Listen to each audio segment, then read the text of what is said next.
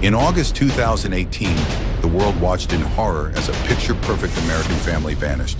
A loving mother, two beautiful little girls, and an unborn son, all gone. At the center of the mystery, the man who should have protected them. What happened inside the Watts family home in Frederick, Colorado?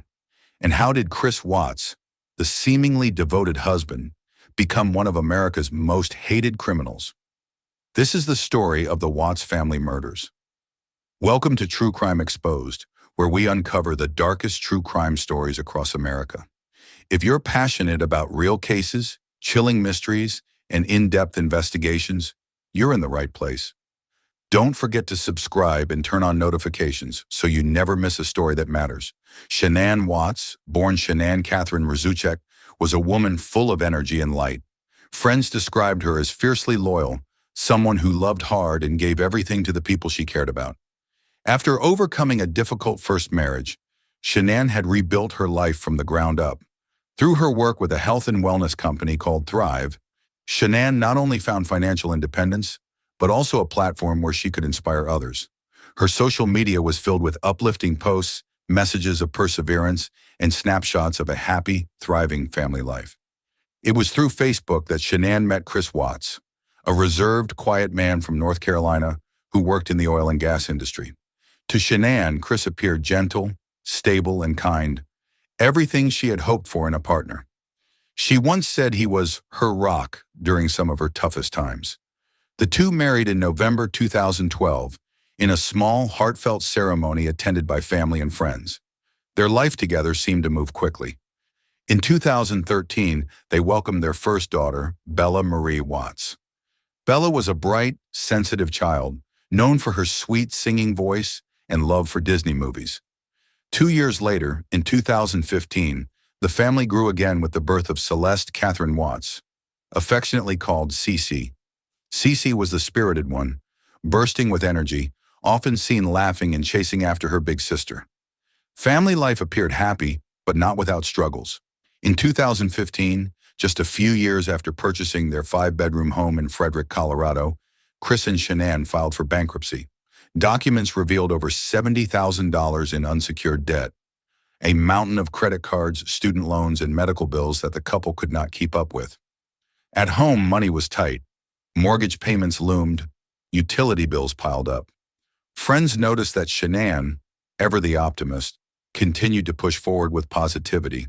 But there was an undercurrent of stress she rarely spoke about publicly. In private, the strain was becoming harder to ignore. Shanann frequently traveled for work, balancing the demands of her growing business with caring for 2 young children. By early 2018, things seemed to be looking up. Shanann's business was thriving, and Chris had secured steady work at Anadarko Petroleum. In June, Shanann joyfully announced on Facebook that she was pregnant again, this time with a boy. They planned to name him Nico Lee Watts. In that video, Shanann wore a t-shirt that read, "Oops, we did it again." Chris's reaction was captured on camera. A soft smile, a quiet embrace. To viewers, it seemed to be the perfect moment. Publicly, Shanann continued to post loving tributes to Chris on social media, praising him as a supportive partner and an amazing father. But behind closed doors, Chris's behavior was changing. Beneath those smiling photos, those adorable videos, and the excited pregnancy posts, something much darker was festering. Something that no one, not even Shanann, seemed to fully realize until it was far too late. Chris was forging a secret relationship with a coworker, Nicole Kessinger. Nicole later claimed that Chris told her he was in the process of separating from Shanann, that they were no longer together. It was a lie. At home, Shanann had no idea her marriage was unraveling. Text messages recovered from Shanann's phone paint a heartbreaking picture. She confided in friends about Chris's growing coldness. She worried that he was no longer attracted to her. She wondered if the pressures of a third child were weighing too heavily on him. In one message to a friend, Shanann wrote, "I don't know who he is anymore. He's not the Chris I fell in love with." She still hoped they could repair their relationship, that the baby would bring them closer again. But Chris had already made a choice. He was envisioning a new life, a life without Shanann, without Bella, without Cece, without baby Nico. What he did next would stun even the most seasoned investigators and forever stain the quiet streets of Frederick, Colorado, with a tragedy no one could ever have imagined. August 13th, 2018, began like any other summer morning in Frederick, Colorado.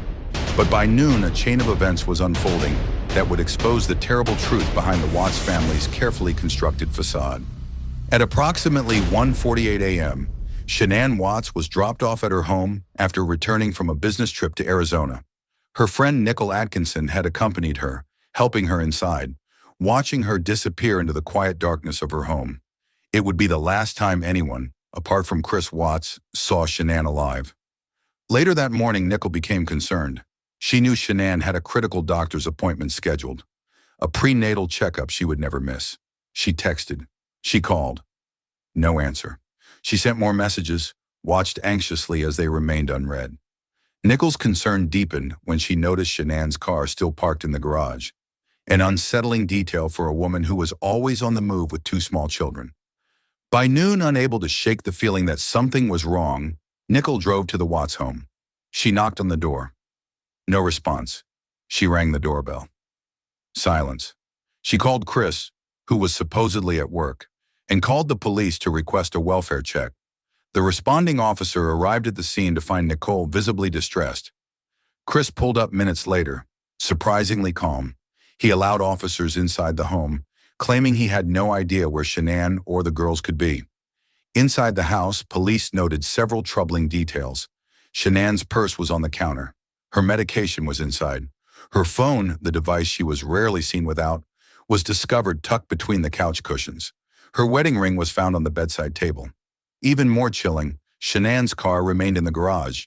Inside it, the two children's car seats. Wherever Shanann had gone, if she had left at all, she hadn't taken her vehicle, her purse, her keys, or her children's essentials. As police continued their check, Chris's behavior seemed off. He was fidgety, sweating, and offered too much information without being asked.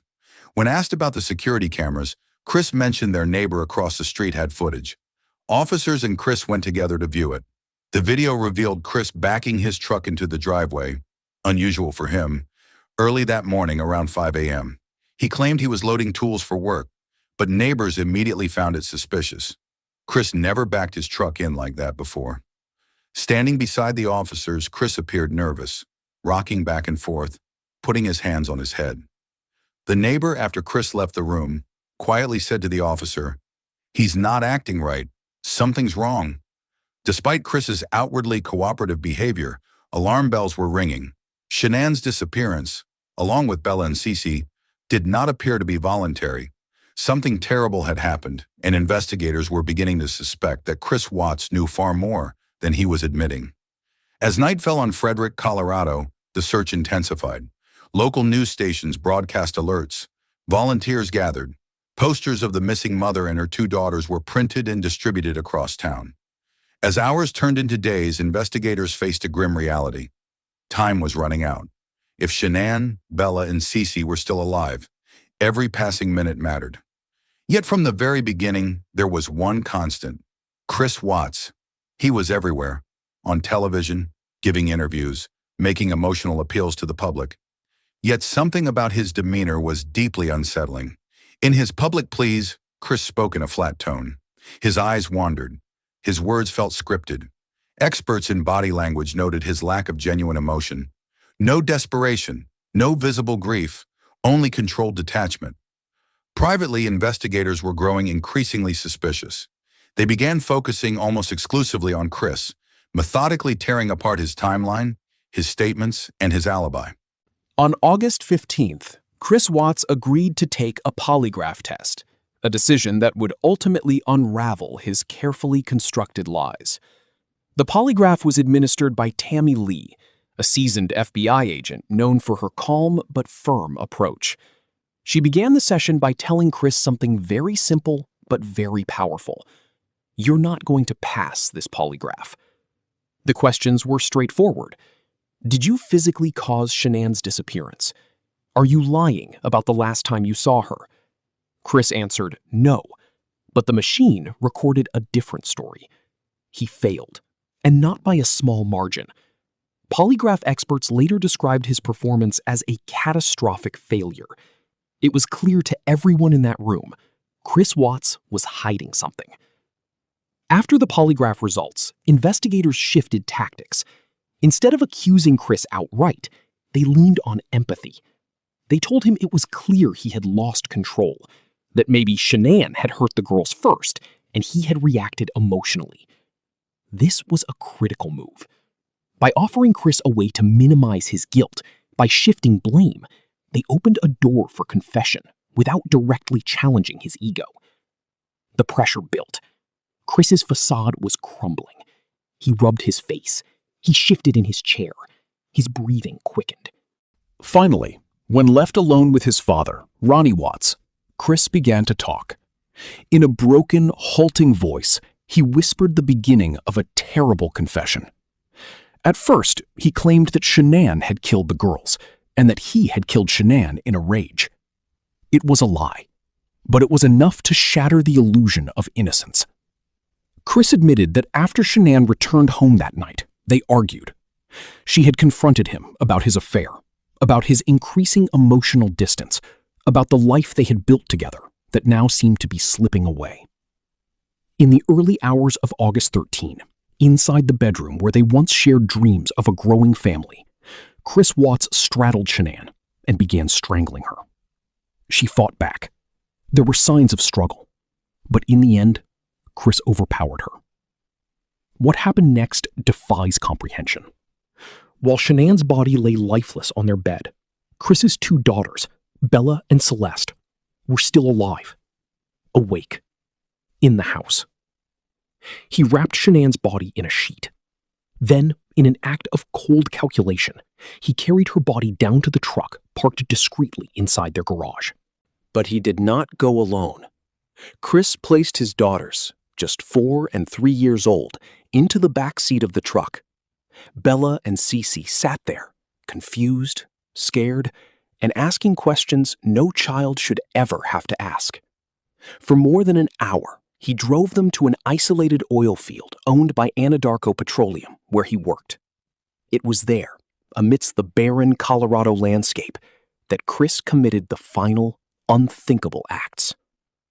Chris first smothered Celeste, the younger daughter. According to his later confession, Bella watched as her sister was killed. Then, in a moment of unimaginable cruelty, he turned to Bella. She reportedly fought back, kicking, struggling. Her last words, according to Chris's own chilling admission, were, "Daddy, no." 2 innocent lives, silenced forever by the one person they trusted most. After the murders, Chris stuffed their small bodies into separate oil tanks, crude, industrial spaces meant to hold thousands of gallons of petroleum. Each tank was only 8 inches in diameter at the opening. He buried Shanann's body, along with her unborn son, Nico, in a shallow grave nearby, covering it with dirt and weeds. Then he returned home. He texted Shanann's friends casually. He contacted the girls' school to notify them of an upcoming withdrawal. He tried, in the hours that followed, to play the part of a concerned husband, but the truth, like the weight of his crimes, could not stay buried for long. With Chris Watts's horrifying confession in hand, prosecutors swiftly moved to build their case, but the question of how to proceed hung heavy over everyone involved. Chris faced multiple charges, 5 counts of first-degree murder, 2 of them carrying the added charge of death of a child under 12 by a person in a position of trust, along with 1 count of unlawful termination of a pregnancy and 3 counts of tampering with a deceased human body. The district attorney's office faced a monumental decision, whether to seek the death penalty. Ultimately, after consultation with Shanann's family, prosecutors offered Chris a deal.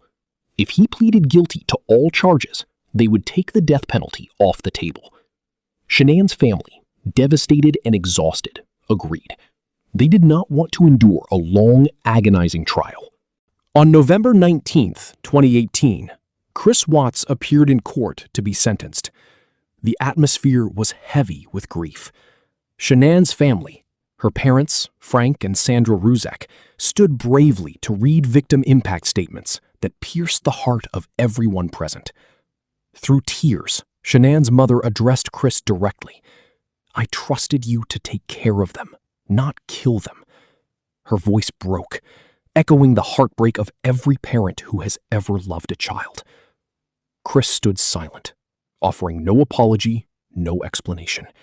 His head hung low, avoiding the eyes of those whose lives he had shattered. Judge Marcelo Kopkow delivered the sentence: 5 life terms without the possibility of parole to be served consecutively, plus an additional 84 years for the other charges. The judge called the crimes the most inhumane and vicious he had ever seen. Chris Watts was immediately transferred to the Colorado Department of Corrections. Due to threats against his life from other inmates, he was later moved to a maximum security prison out of state, Dodge Correctional Institution in Wisconsin, where he remains today, living out the remainder of his life behind bars. The aftermath of the Watts family murders sent shockwaves far beyond Frederick, Colorado. Across the country and the world, people struggled to comprehend how a man could destroy his own family so completely and so coldly. News outlets ran wall-to-wall coverage. Vigils were held in Shanann, Bella, Cece, and baby Nico's honor. Strangers who had never met them wept openly at memorials, laying down flowers, teddy bears, and candles along the quiet suburban street where the Watts family once lived. In 2020, Netflix released the documentary American Murder: The Family Next Door, which used actual police body cam footage, Shanann's text messages, and home videos to tell the story in the victims' own voices. The film reignited global attention, sparking millions of conversations about domestic violence, hidden abuse, and the dangers of blind trust. Public opinion toward Chris Watts remains unwavering. He is often cited as one of the most hated men in modern American criminal history, not just because of the murders themselves, but because of the calculated way he lied, manipulated, and betrayed everyone around him, including his own family. Today, Shanann's surviving family members work to keep her memory and the memory of Bella, Cece, and Nico alive. They advocate for victims' rights and continue to remind the world that behind every headline, behind every courtroom verdict, are real lives stolen too soon. Thank you for joining me here on True Crime Exposed.